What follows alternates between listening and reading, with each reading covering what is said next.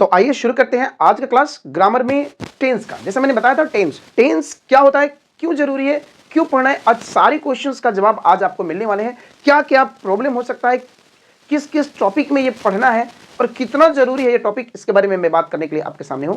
और आज यही बात मैं शुरू कर रहा हूं, जैसा कि मैंने बताया आप लोगों को कि टेंस, ठीक है, टेंस का पार्ट 1 आज शुरू हम करने वाले हैं। तो टेंस में क्या चीजें हैं, तो टेंस का सबसे पहले जो बात आता है टेंस का इंट्रोडक्शन क्या होता है, टेंस को इंट्रोड्यूस कैसे किया जाता है, अगर टेंस है इस सेंटेंस में तो उसके लिए क्या करना होगा, कैसे करना होगा, इसकी हम बात करेंगे। तो जैसे बता रहे थे कि टेंस का इंट्रोडक्शन क्या होता है, तो टेंस का इंट्रोडक्शन की बात करें तो टेंस इंट्रोड्यूस होता है आपको सबसे पहले सेंटेंस में। अगर आप सेंटेंस जानते हैं तो उस सेंटेंस में इसकी शुरुआत होती है। अगर सेंटेंस है तो सेंटेंस को टाइम के अकॉर्डिंग जब हम सेग्रीगेट करते हैं, अलग अलग लिखते हैं, उसके अनुसार से ये बनता है हमारा सेंटेंस। एक्चुअली टेंस नाम है लेकिन हमको पढ़ना है सेंटेंस ही। सेंटेंस को टाइम के अनुसार से जब पढ़ने लगेंगे तो दैट इज अ टेंस। तो हम बात करते थे सेंटेंस की, तो सेंटेंस में अगर ध्यान देंगे तो इस जो टेंस है, इस टेंस के अंतर्गत हम जब पढ़ेंगे तीन चीजें पढ़ेंगे, याद रखेंगे डियर, तीन चीजें पढ़ेंगे। एक तो हमारा जो एसर्टिव सेंटेंस होगा, एसर्टिव याद रखेंगे, एसर्टिव सेंटेंस। दूसरा आएगा हमारा, एसर्टिव को दो भागों में बांट देंगे, जिसको हम बोलेंगे पॉजिटिव भी और दूसरा निगेटिव भी। देखेंगे ध्यान से क्या मैं बताना चाहता हूं आप लोग को, निगेटिव और पहला पॉइंट। दूसरा पॉइंट जो आता है हमारा, जो दूसरे पॉइंट की हम बात करते हैं वो आता है इंटेरोगेटिव। याद रखेंगे, बस यही चीजें आपको पढ़ना है पूरे सेंटेंस में। जो हम टेंस अभी पढ़ाने वाले हैं उसकी बात कर रहे हैं। तो सेंटेंस में एक और सेंटेंस आता है टाइप एसर्टिव, आप लोगों ने सुना होगा, जो सेंटेंस पॉजिटिव और नेगेटिव को रिप्रेजेंट करते हैं, उस सेंटेंस को हम बोलते हैं assertive sentences, yes। और इंटेरोगेटिव जो बात करता है, इंट्रोगेटिव, जब when the question is being raised by the sentence, तो जब सेंटेंस में कोई क्वेश्चन सवाल पूछे जाते हैं तो ऐसे जवाब देने के लिए, ऐसे सेंटेंस को बनाने के लिए आपको दो तरीके से पूछा जाता है। क्या पूछा जा सकता है, एक होता है आपका yes no question, yes no question, और एक होता है WH क्वेश्चन। तो कुछ ऐसे ही चीज का, ये जो मैं बता रहा हूं, ये और ये दोनों टॉपिक को आज से शुरू करेंगे हम टेंस में पढ़ने के लिए, ठीक है। तो टेंस में क्या क्या चीजें हैं वो तो मैंने बताया कि ये दोनों चीज पढ़ना है सेंटेंस में, ये दोनों की जानकारी आपको होना चाहिए, क्योंकि अगर ये नहीं है तो फिर पूरा टेंस पढ़ने का कोई फायदा नहीं है। तो चलते हैं, ये तो सेंटेंस की बात हो गई। सेंटेंस अगर हम बोले कि किस किस चीज से मिलकर बना होता है तो आप बताएंगे क्या। तो सेंटेंस की जो शुरुआत होती है डियर, वो शुरू होता है सब्जेक्ट, वर्ब और ऑब्जेक्ट। ये तीन चीज होता है, जिसमें दो चीजें बहुत जरूरी होती है, सब्जेक्ट और वर्ब। सब्जेक्ट और वर्ब जब भी सेंटेंस में रहेगा, सेंटेंस बिना सब्जेक्ट और वर्ब के नहीं बन सकता है। एक है एग्जाम्पल्स, अगर हम बात करें, एक और है जिसका आप बोल सकते हैं अपवाद के रूप में, एक्सेप्शन के रूप में है, वो है जो आप एक्सक्लेमेटरी सेंटेंसेस है, केवल एक्सक्लेमेटरी सेंटेंसेस। अदरवाइज ये हम बात करेंगे सब्जेक्ट, वर्ब और ऑब्जेक्ट। सब्जेक्ट वर्ब ऑब्जेक्ट की हम बात करेंगे, तो सब्जेक्ट वर्ब ऑब्जेक्ट हमेशा, तो याद रखेंगे डियर कि यहां पर जो पढ़ने वाला है ये चेंज नहीं होने वाला है, ये भी चेंज नहीं होने वाला, जो चेंज होगा ये चेंज होगा, ठीक है। अब इसके फॉर्म 1 2 3 वर्ब विथ आईएनजी, ये जो चीजें हैं इसी चीज को हम इसमें पढ़ने वाले, यानी कि सब्जेक्ट यही रहेगा, ऑब्जेक्ट यही रहेगा। बस जो खेल है, जो खेल रचा है ग्रामरियन ने, उसको हम बात करेंगे कि यानी कि यहां वर्ब का कौन कौन सा फॉर्म यूज होगा, तो वो क्या बदल जाएगा, क्या क्या चीज बन जाता है, क्या वो प्रेजेंट में होगा, क्या वो पास्ट में होगा, ये सब की जानकारी के लिए हम आज शुरू करते हैं जिस टॉपिक का नाम है टेंस, ठीक है। तो टेंस में हम देखेंगे, हमने सेंटेंस की चर्चा कर ली, सेंटेंस बिना टेंस में सेंटेंस की चर्चा की हम नहीं जा सकते हैं, ठीक है। तो बात करते हैं हम अगले पॉइंट की, सेंटेंस में टेंस की, ठीक है। तो सेंटेंस अगर हम कुछ एग्जाम्पल ले लेते हैं, देखते हैं कुछ एग्जाम्पल हम ले लेते हैं, ठीक है, कुछ एग्जाम्पल ले लेते हैं, उस एग्जाम्पल की हम बात करते हैं कि अगर हम यहां पर एक एग्जाम्पल लेते हैं, देखेंगे कि आई गो टू अमेरिका। देखिएगा, इसी चीज को मैं एक और सेंटेंस में प्रेजेंट करता हूं, आई वेंट टू अमेरिका। बिल्कुल, एक और सेंटेंस लेते हैं, आई शैल गो टू अमेरिका। अगर मैं आपसे बोलूं, जैसे मैंने अभी कुछ देर पहले लिखा था, वो चीज आप लोगों ने देखा था यहां पर कि क्या चीज है, ये देखो, ये क्या है, दीज आर द सब्जेक्ट, इसको हम बोलते हैं सब्जेक्ट।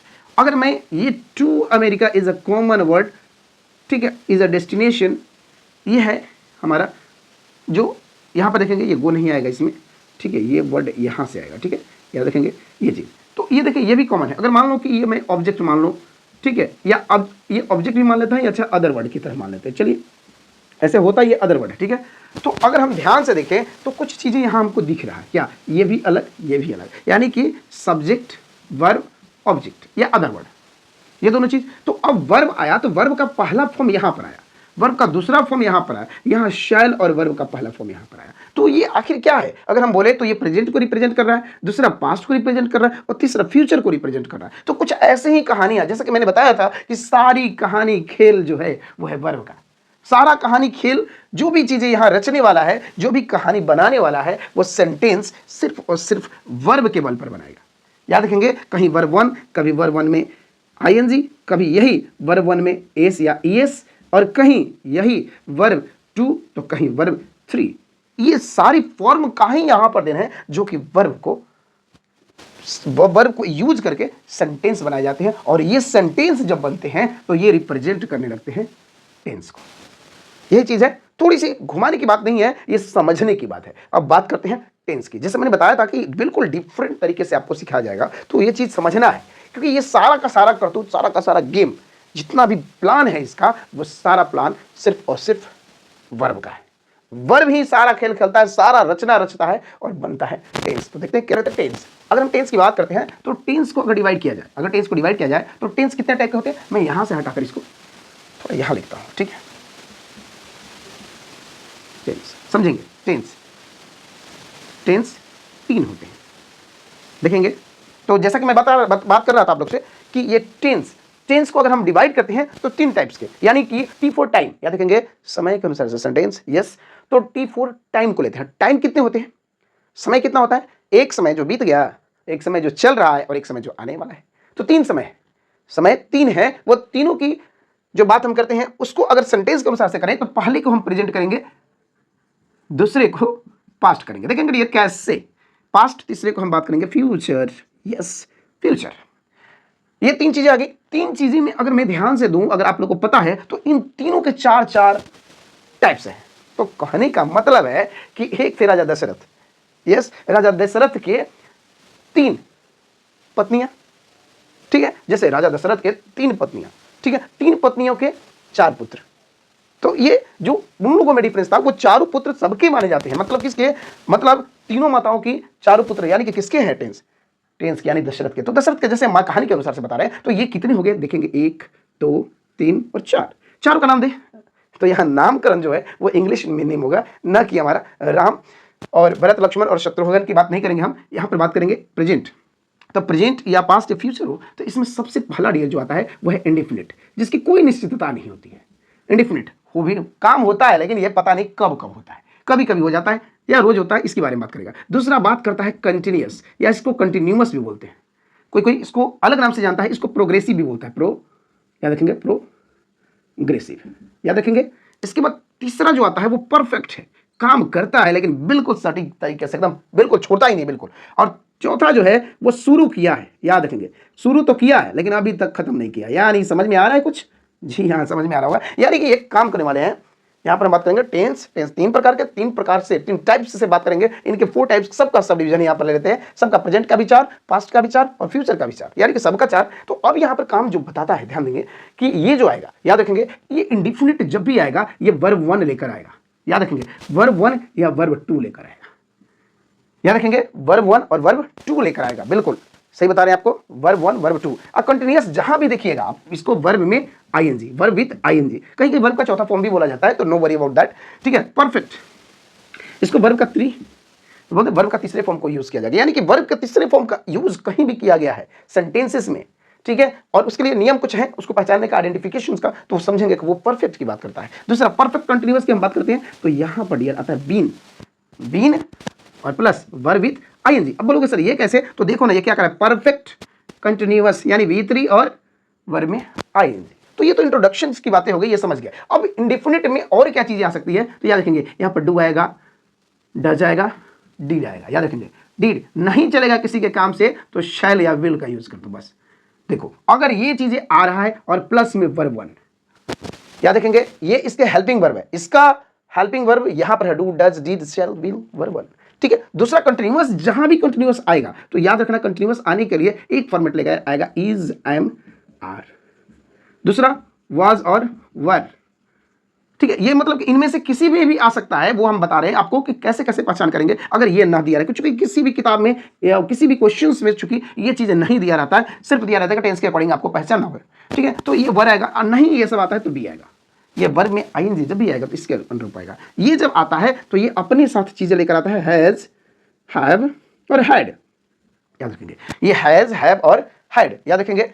यहां पर हमने ऐसे कर देना है, हैड। ठीक है, अब इसके बाद जब भी आएगा, कहीं भी आए तो वर्ब 3 आएगा। इसके बाद देखेंगे, जैसे मैंने बताया कि इनके बाद जब भी आएगा तो वर्ब में आईएनजी, इनके बाद जब भी आएगा तो वर्ब 1 और इनके साथ जब भी आएगा तो वर्ब 3। अब देखो यहां तक तो ऑलरेडी ये बोल रहा है परफेक्ट कंटिन्यूअस, तो कंटिन्यूअस पहले परफेक्ट बनाओ, परफेक्ट, यानी कि इसमें भी सेम चीज, हैज, हैव और हैड, ये चीज। इसके बाद यहां पर आएगा बीन, ये वाला बात रख देंगे और वर्ब विथ आईएनजी, यानी इतना सेंटेंसेस बना होता है। अब आपको इधर सब्जेक्ट रखना होता है और इधर वर्ब में आईएनजी रखना होता है। हो गया, बन गया। ये चारों के टाइप से हैं, चारों के अलग अलग टाइप से। अगर एग्जाम के नजरिए से देखकर चलेंगे तो प्रेजेंट इंडेफिनिट की बात करते हैं, तो इसकी अगर हम पहचान करेंगे, एक बात कहेंगे कि पहचान करना हो तो पहचान कैसे करेंगे, ये बताइए। कैसे पहचानेंगे कि ये प्रेजेंट इंडेफिनिट का ही सेंटेंस है, ऐसा सेंटेंस जो प्रेजेंट इंडेफिनिट का ही है? तो ऐसे के लिए आपको समझना पड़ेगा कि जिस सेंटेंस में डू या डज रहता है, डू या डज हो, अगर ये दोनों मिलता है तो ठीक है, ठीक है, तब तो समझ जा सकते हैं। नहीं तो आप एक और चीज समझ सकते हैं। क्या समझ सकते हैं यहां पर कि नहीं तो ये नहीं हो तो कुछ और भी हो सकता है, जैसे वर्ब 1 या वर्ब 1 में एस या ईएस हो। याद रखेंगे, ये जो चीजें मैं बता रहा हूं आपको कि डू डज अगर मिल जाता है तो दैट इज करेक्टली एकदम एक बार में दिख जाएगा, लेकिन अगर ये दोनों दिखने को नहीं मिलता है तो आप वर्ब 1 देखिए। ठीक है, वर्ब 1 या वर्ब 1 में एस या ईएस विदाउट किसी हेल्पिंग वर्ब के। ठीक है, तो ये पहचान है हमारा। जैसे एक दो एग्जांपल हम ले ले, अगर हम बात करें यहां एग्जांपल पे कि she meets at home only. अब मैंने यहां पर लिख दिया डू यू स्पीक फ्रेंच। मैंने यहां कुछ एक सेंटेंस लिख दिया। एक और लेते हैं, I don't sing any song. जैसे मैंने बताया था यही 3 है। एक और सेंटेंस हो सकता है जिसको मैंने कहा why do you stay here. ये 4 ही टाइप के सेंटेंस है। 4 सेंटेंस जो आने वाले हैं, जो अक्सर सेंटेंसेस आते हैं, इसी 4 की बात करता है। अगर ध्यान से देखिए, तो अगर आप ध्यान देंगे तो मैंने क्या बोला, डू डज देखिए, नहीं तो वर्ब 1 में एस या ईएस देखिए। जी हाँ, तो बात करते थे यहां पर एस है क्या, ये वाला फॉर्मेट? हाँ, अब यहां देखा डू दिख गया, सर जी इधर है, उधर है। अच्छा, डोंट दिख गया, इधर है। पहले डू तब ना नॉट, पहले डू तब नॉट।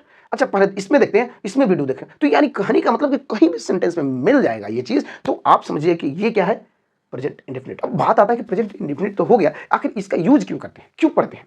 तो नरेशन में, वॉइस में, क्वेश्चन टैग में, या फिर किसी सेंटेंसेस में, हर जगह, या कंडीशनल्स में, या फिर सब्जेक्ट वर्ब एग्रीमेंट में, हर जगह इसका ही यूज होता है।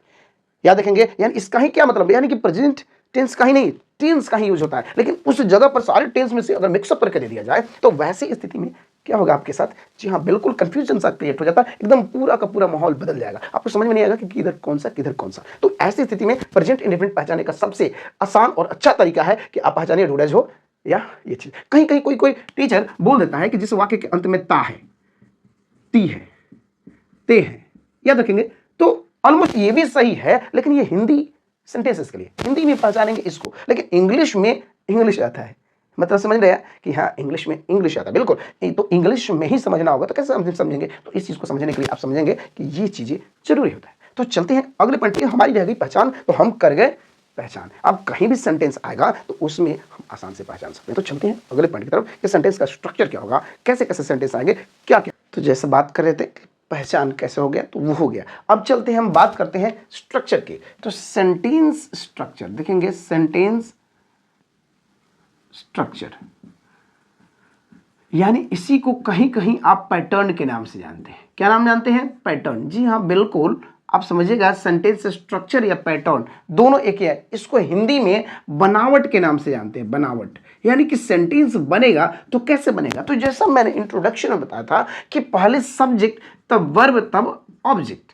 ये तो बात सही है, वही चलेगा, हर सेंटेंस में यही बात चलेगा। लेकिन यहां हम बात करते हैं कि सेंटेंस स्ट्रक्चर कैसे होगा। तब मैं इसकी इरेज करता हूं, आपको बताता हूं कि कैसे। तो हम 2 कैटेगरी में वर्ब क्या बोलते हैं, सब्जेक्ट को लेते हैं। सब्जेक्ट देखेंगे, आई, वी, यू, दे, ये हो गया। अगर प्लूरल करना चाहता हूँ मैं यहाँ पर आप लोगों का ही नेम नहीं दे सकता, क्योंकि स्टूडेंट्स मैंने लिख दिया या प्लूरल फॉर्म में हो गया। ठीक है, एक और लेते हैं, जैसे ही, शी, इट और नेम ले लिया।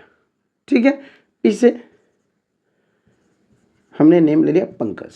ठीक है, इसके अलावा अब देखो ये हो गया, अब इसके अलावा क्या हो सकता है, एक तो सब्जेक्ट ये है, दूसरा सब्जेक्ट ये है, तो तीसरा एक और इसी कैटेगरी में आता है, वो सब्जेक्ट जो आता है वो कभी कभी आपका वर्ब विथ आईएनजी भी आ सकता है और कभी कभी फ्रेज भी आ सकता है। देखेंगे फ्रेज भी आ सकता है, तो फ्रेज के ऊपर डिपेंड करता है वो फ्रेज कैसा है, फ्रेज के ऊपर डिपेंड करता है कि फ्रेज कैसा है। अगर सिंगुलर होगा तो सिंगुलर, प्लूरल होगा तो प्लूरल। यानी कि मैं यहाँ पर बात करता कि फ्रेज ये दे दीजिए।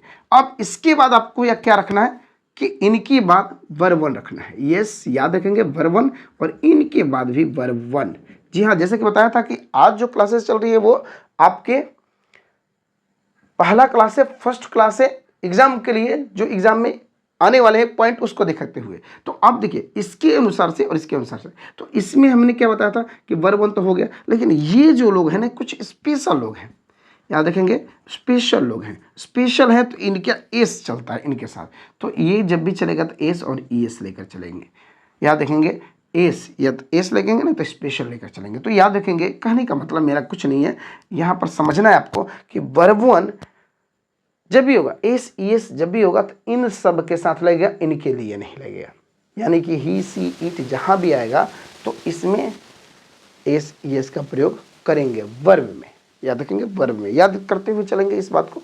अब इसके बाद जब भी आएगा तो ऑब्जेक्ट अगर लिखना हो तो इधर ऑब्जेक्ट आप लिख सकते हैं। याद रखेंगे ऑब्जेक्ट, यानी कि अगर मैंने यहाँ पर कुछ वर्ड लिया, देखेंगे गो, स्विम, स्टे, प्ले, किक, मैंने कुछ सेंटेंस कुछ और यहाँ पर वर्ब लिया, तो अगर ये जब आएगा तो इनके साथ जब भी चलेगा तो गो, स्विम, स्टे, प्ले, देख रहे हैं, किक, समझ में आ रहा है।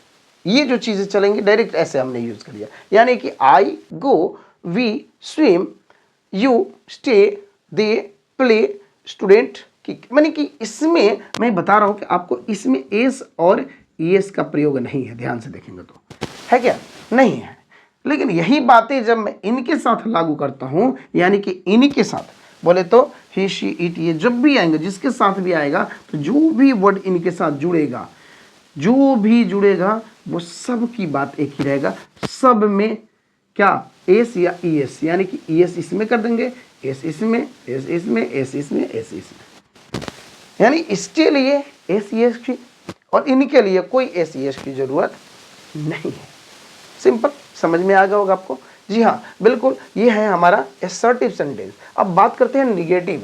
तो निगेटिव बनाने के लिए कोई ज़्यादा मेहनत नहीं करना है, थोड़ी सी वर्ब का ध्यान देना है। याद रखेंगे वर्ब अगर आपको समझ में आने लगेगा तो आप करने लगेंगे। करते हैं निगेटिव सेंटेंसेस के लिए। जब निगेटिव की बात करेंगे तो निगेटिव कैसे बनाए जाएंगे इसकी बात ध्यान रखना है आपको।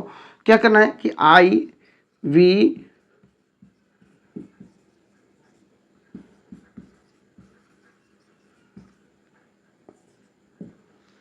याद रखेंगे। इसके बाद अगर हम यहां पर बात करें कि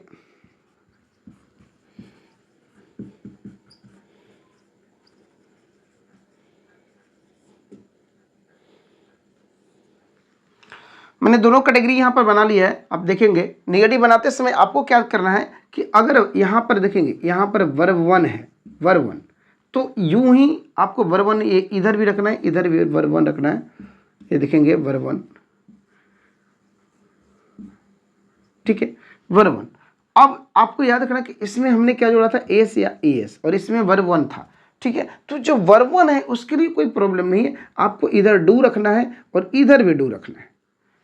समझ में आ रहा है, इधर भी डू रखना है, इधर भी डू रखना है इनमें। अब इसके बाद चूंकि निगेटिव है तो निगेटिव की शुरुआत नॉट से होती है, ठीक है, नॉट रहेगा। तो आप ये जब भी नॉट लगता है तो ज़्यादातर हेल्पिंग वर्ब के बाद, याद रखेंगे आफ्टर हेल्पिंग वर्ब के बाद, याद रखेंगे हेल्पिंग वर्ब के साथ आप लिख सकते हैं, हेल्पिंग वर्ब के साथ ही इसका यूज़ किया जाता है। ठीक है, तो हेल्पिंग वर्ब का हम बात करते हैं, तो अब इसके साथ हम रख देंगे क्या, नॉट, इसके साथ भी हम नॉट रख देते हैं, यह देखेंगे इसके साथ भी हमने नॉट रख दिया, सेंटेंस बिल्कुल सही हो गया। लेकिन एक चीज का प्रॉब्लम है कि जब इसके साथ अगर नॉट लगाएंगे ऐसा, जब हेल्पिंग वर्ब आ जाएगा तो ये भाई सब उठकर यहाँ आ जाएंगे।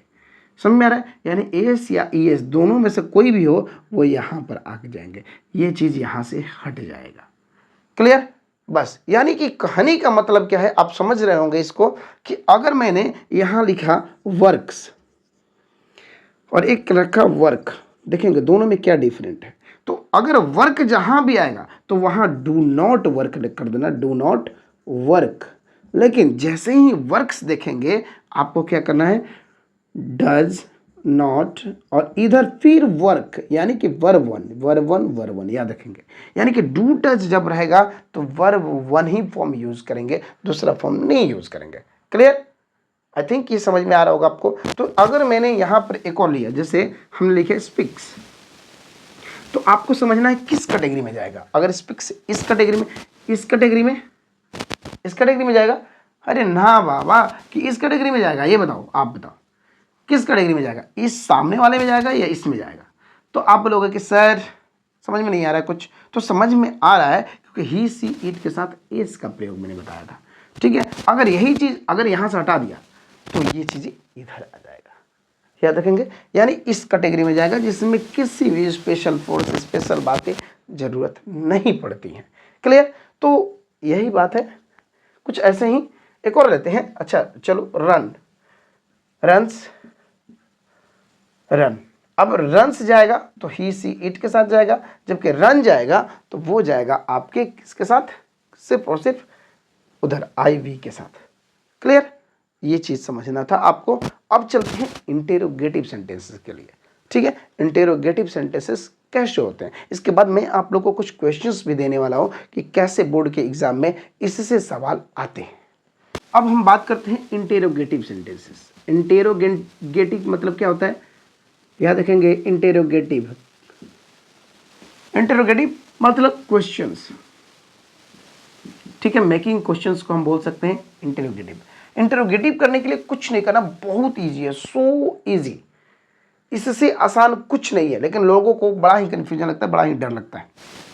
देखेंगे क्या करना है कि इधर देखो, सब्जेक्ट वर्ब, वर्ब वन ले लेंगे और इधर ऑब्जेक्ट, एक तो हो गया हमारा। और एक और लेते हैं, सब्जेक्ट वर्ब वन ऑब्जेक्ट। अब ये तो स्ट्रक्चर है हमारा। तो अब देखेंगे इनके साथ डू लगा देंगे, इनके साथ डज लगा देंगे, बस हो गया।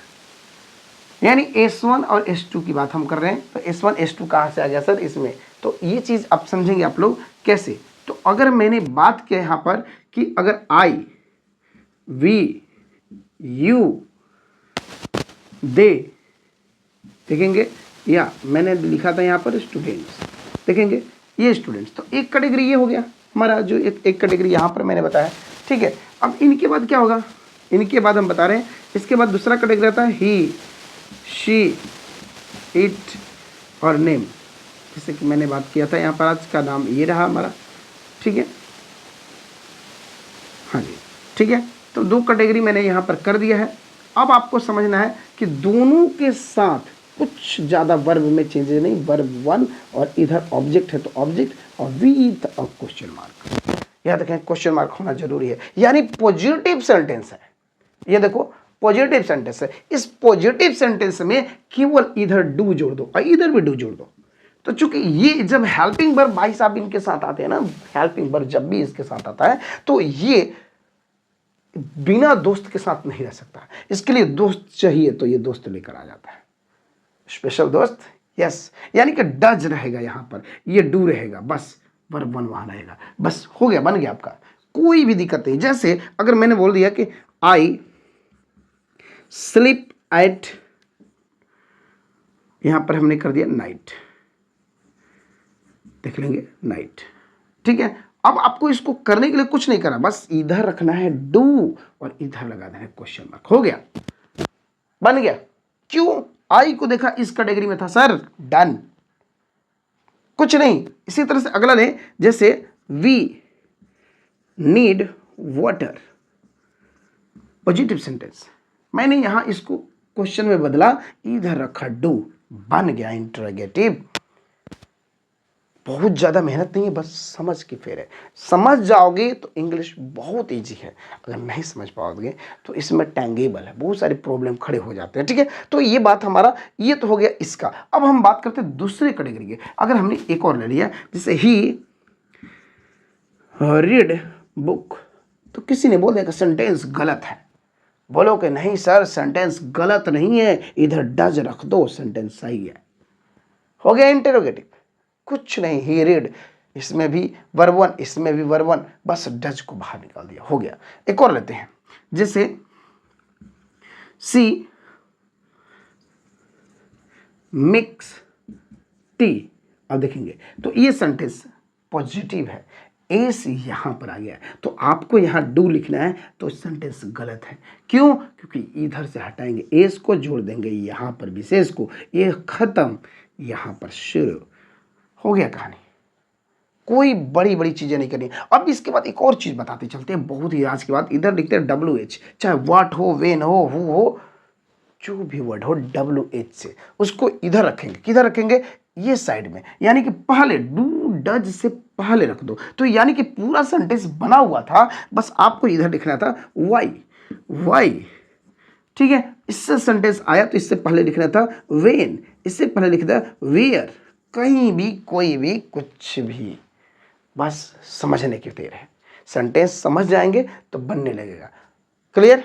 समझ में आ रहा होगा। आई डोंट थिंक कि आप लोग को समझ में नहीं आ रहा होगा। I think you are getting the knowledge of this word. ठीक है, अच्छे से समझ जाइएगा। बस WH, अब WH में क्या क्या होता है, उसके लिए आपको प्रोनाउन में जाना पड़ेगा। WH जो बोलते हैं व्हाट, वेन, वाई, तो ऐसे सेंटेंसेस बन जाते हैं, बहुत आसानी से बन जाते हैं। अब बात रही कि सवाल कैसे आएंगे गुरुजी आप लोग।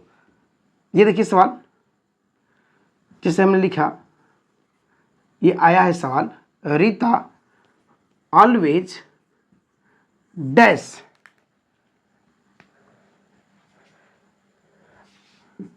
The truth. ये सवाल आया हुआ है बोर्ड में, इसमें ऑप्शन जो दिया है ABCD। देखिए कितना आसान सा सवाल पूछता है आपसे। बस आप अगर मेरी इंग्लिश का क्लास आज का किए हैं तो उसमें समझ में आ जाएगा आपको। देखिए इसमें लिखा है स्पीक, ठीक, इसमें लिखा स्पीक्स, इसमें लिखा स्पोकन, ठीक है, और विल स्पीक। अब यहां पर मैंने कुछ चीजें बता दिया, आपको बता दिया था कि किधर से आएगा, तो कुछ प्रोबेबिलिटी है यहां पर समझेंगे। तो आप बताइए कि रीता क्या है? नेम। जैसे मैंने पंकज का नाम लिखा था, यस पंकज का नाम लिखा था, तो उसी तरह रीता क्या है? नेम है। अगर रीता नेम है तो इसमें हम देखेंगे कि क्या रखेंगे? Verb one. तो वर्ब वन तो होगा, वर्ब वन तो होगा, ठीक है, लेकिन ये वाला ऑप्शन नहीं होगा। वर्ब वन में और क्या चाहिए? एस और ईएस चाहिए। तो इसमें देखेंगे एस ईएस है क्या कहीं? हाँ, बी कैटेगरी में है। सही हो गया। ये सवाल है आपके बोर्ड के, मैंने अपने से नहीं बनाया। आप जाकर 2023 में आप इस सवाल को देख सकते हैं, इस क्वेश्चन को देख सकते हैं जो ऑलरेडी आया हुआ है। एक और क्वेश्चन लेते हैं, जैसे देखेंगे ही डैश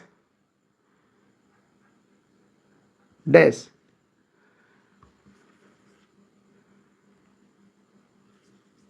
हियर। अब ये देखेंगे, अब यहां पर ऑप्शन दिया ABCD, यहां लिखा did not came, do not केम। इसको ऐसा लेते हैं, कम लिखा हुआ है, ठीक है, डज नॉट कम, ठीक है, NOT, नॉन ऑफ दिस। ये ऑप्शन आपके पास है, आप बताइए इसमें से कौन सा ऑप्शन सही होगा। ठीक है, देख लीजिए आप। तो मैंने बताया था कि डीड, अब देखिए इस सारे टेंस का मिलाया हुआ है। आप देखिए मैंने प्रेजेंट की बात किया था, तो प्रेजेंट से रिलेटेड देख लेते हैं कि क्या कोई इश्यू बन सकता है या कोई प्रॉब्लम आ सकता है कि नहीं। तो डू नॉट, ही के साथ डू का तो यूज तो करना ही नहीं है। डज नॉट, देखेंगे डज नॉट की बात करते हैं, वर्ब वन है। डीड नॉट की बात हम करते हैं, तो डीड नॉट और केम ये कभी नहीं है। मैंने बताया था डू डज डीड जब भी आएगा वर्ब वन लेकर आएगा, तो ये वर्ब वन नहीं लेकर आया, तो ये भी सेंटेंस हमारा कुछ गलती बना रहा है, ठीक है। अब बात करते हैं डज भी है, तो इसके साथ डज लगता है, नॉट भी है, नॉट भी लगेगा, ठीक है। डज नॉट यहाँ पर, कम यहाँ पर लगा दिए, तो ये वाला ऑप्शन हमारा निकल के आ रहा है ये। तो ऐसे ऐसे सवाल आता है, ठीक है। तो ये सवाल थे कुछ। अब बात करते हैं कि किस तरह का इसका यूज कहां कहां करेंगे, क्यों इसका यूज करेंगे, कैसे यूज करेंगे, उसकी बात बताते हैं। ऑलवेज था, समझ में आया। लेकिन अगर मैंने बात किया कि अगर यहां पर लिखा use of present indefinite tense, देखो मैं ज्यादा मक्खन मिश्री लगाने की बात नहीं कर रहा हूं, मैं बस यही बात बता रहा हूं आप लोग को कि जो एग्जैक्ट आएगा, थोड़ी सी पढ़ो। जब थोड़ा सा पढ़ोगे आप लोग तो समझ में आने लगेगा कि क्या चीजें कैसे होती है, ठीक है। अब हम बात करते हैं कि यूज ऑफ कहां होता है। तो पहला यूज इसका यूनिवर्सल ट्रूथ को दिखाने के लिए आता है। यूनिवर्सल, वही यूनिवर्स लिखो भाई, यूनिवर्सल ट्रूथ, ठीक है। अब यूनिवर्सल ट्रूथ क्या है बताओ आप लोग। यूनिवर्सल ट्रूथ यह है कि द सन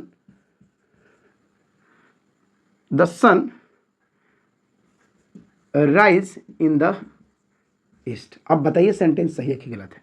तो सन क्या है, थर्ड पर्सन है, तो यहां पर राइजेस। देखिए ये सेंटेंस P1 वर्ब में एसीएस यानी प्रेजेंट इंडेफिनिट चली आ गया, देख लीजिए आप है कि नहीं है। दूसरा एक और लेते हैं, कोई भी चीज अगर साइंस से जुड़ा हो, साइंस से जुड़ा हो, जैसे हमने बात करें कि यहां पर लिखे oil floats on the water. अब इसके लिए फ्लोटिंग नहीं करेंगे, आप आईएनजी नहीं लगाएंगे, विल भी नहीं लगाएंगे, ये जो चीजें वो ऑलरेडी आपको बता रहा है। तो यहां पर फ्लोट्स, इस सवाल ऐसे ही बनाएगा, यहां से हटा देगा और यहां से कह देगा क्या होगा, FLOATING, फ्लोटिंग। इज फ्लोटिंग भी कर दे, कोई दिक्कत नहीं है, बी, ठीक है। और इसी को हम लिख दें फ्लोट्स, सी लिख दिया, फ्लोटेड, याद रखेंगे, ठीक है। डी लिख दिया, नथिंग, नॉट। अब बताइए क्या होगा। तो आपको याद रखना कि फ्लोट या भाई साइंस का फैक्ट की बात करेगा तो ये प्रेजेंट इंडेफिनिट को प्रेजेंट करेगा, और प्रेजेंट इंडेफिनिट वर्ब 1 में एसीएस या वर्ब 1 का यूज होता है, जबकि वर्ब 2 का यूज यहाँ, ये दोनों गलत है। इस तरह से बन सकता है आपका सवाल। तो यहां पर जो निकल के आ रहा है वो है हमारा फ्लोट्स। क्लियर। अब अगला पॉइंट की तरफ देखते हैं, ये हमारा एक पॉइंट हो गया। तीसरा पॉइंट आता है कि जब मैथ की बात करेंगे, मैथ्स, ठीक है, मैथ से रिलेटेड, जैसे 2 and 2, तो इधर यदि हम 4, अब हमने यहां पर दिया ABCD। देखिएगा ऑप्शन में देता चल रहा हूं ताकि आपको समझ में आएगा कि कंफ्यूजन ना रहे, ठीक है। अगर हमने बोला कि मेक, हमने बोला मेड, हमने बोला मेक्स, हमने बोला NOT, नॉन। अब बताइए यहां पर क्या होगा। तो 2 and 2 मेक्स, क्या होगा, मेक्स 4। तो ये जो चैप्टर है अगर ध्यान से देखेंगे तो आपको आगे सब्जेक्ट वर्ब एग्रीमेंट में भी सेम चीज पढ़ाने वाले हैं, यही चीजें, ठीक है। लेकिन उस समय सिर्फ हम वर्ब की बातें करेंगे, सब्जेक्ट और वर्ब की बात करेंगे, सब्जेक्ट और वर्ब की बात करेंगे। लेकिन अभी जो मैं बात कर रहा हूं वो बात कर रहा हूं आपको प्रेजेंट इंडेफिनिट के अंतर्गत कैसे कैसे सेंटेंस को यूज किया जाता है। Clear, I hope you know very well, ठीक है। अगले पॉइंट को हम लेते हैं,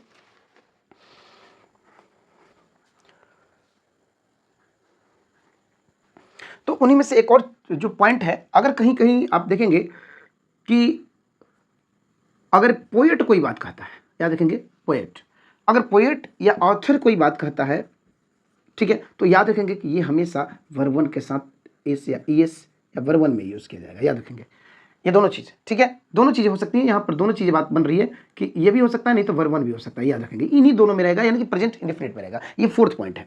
5th पॉइंट क्या होगा, कोई बातें बता सकते हैं आप लोग। तो पोएट ऑथर, अब बात आता है कि कभी स्लोगन लिखना हो, स्लोगन क्या रिवील्स करता है, स्लोगन क्या कहता है, या फिर कोई प्रोवर्ब क्या है, प्रोवर्ब, ठीक है, कहावतें क्या है, तो वो सारी चीजें प्रेजेंट इंडेफिनिट में ही प्रेजेंट किए जाते हैं, लिखे जाते हैं, बताए जाते हैं, ठीक है। तो मुझे उम्मीद है कि आज का वीडियो आप लोग को समझ में आया होगा। तो नेक्स्ट वीडियो कल मिलते हैं, सेम टाइम सेम चैनल पे।